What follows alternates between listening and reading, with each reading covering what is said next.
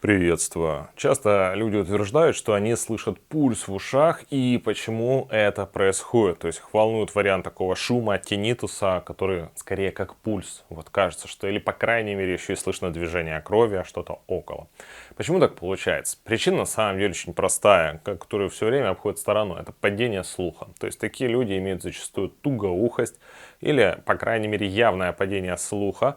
Может быть, это еще не тугоухость или даже солидную заметную тугоухость, но они бодро утверждают, что нет уж, не надо вот тут про меня, я спокойно общаюсь и так далее. На самом деле люди даже с падением слуха без слуховых аппаратов могут общаться. И вот социально принято, я бы даже сказал комфортно человеку с тугоухостью первой степени жить в мире. Вот действительно комфортно. То есть не слышно слишком многих каких-то отвлекающих звуков, и отсюда создается ощущение, что и правда человек жалуется исключительно на некий пульс.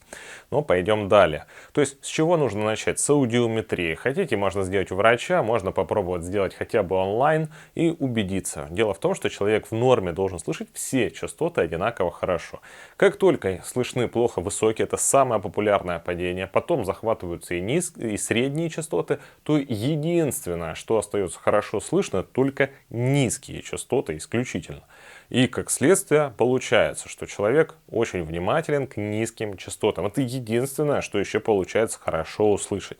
Ну или давайте посмотрим на музыкальные инструменты. Вот есть люди, которые, скажем, увлечены музыкой, они начнут говорить, какая тут бас-гитара. Очень вероятно, что чем ниже инструмент привлекает человека, тем более вероятно некое падение слуха. Это характерная черта, что высокие уже не слышны, и мы обращаем внимание на более низкие звуки, которые точно комфортно услышим.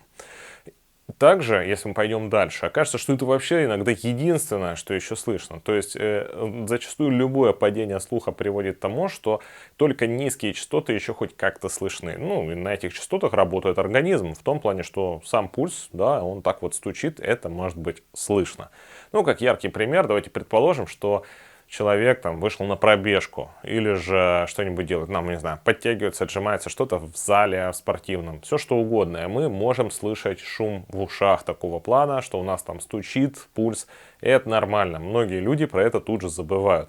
Почему так происходит? Потому что когда мы физически истощены, ну или, скажем так, на пределе, у организма нет очень много ресурсов, и поэтому он пытается, ну, хоть как-нибудь что-то сделать, и у нас как бы немножко приглушенно мы можем слышать, это можно заметить, и точно так же, кстати, и со зрением бывает, что вот если человек очень сильно физически напрягается, то видит не так детально. Это не значит, что плохо, просто не так детально, как если был бы более или менее спокоен в плане там того же пульса.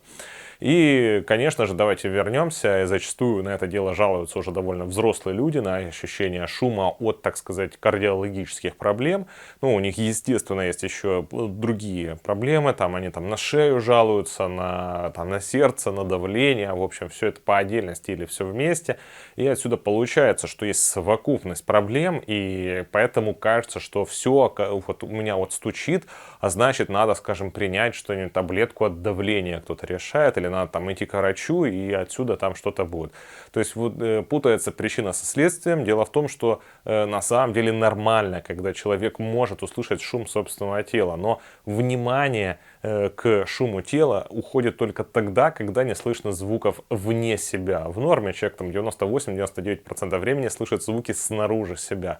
Поэтому можно легко пристать, скажем, к любому парню или девушке лет там 15-20, пристаньте и спросите, у тебя вот шумит или нет, и вы поймете, что человек просто этого не помнит, даже если есть активная физическая нагрузка там, на тренировке, где угодно, или может быть волнения какие-то, все что угодно, или может быть человек долго кричал, был на концерте, то это забывается, и человек не помнит ни про шум в ушах, который действительно был, или там при гриппе, при высокой температуре может так вот шуметь, стучать, но человек не помнит.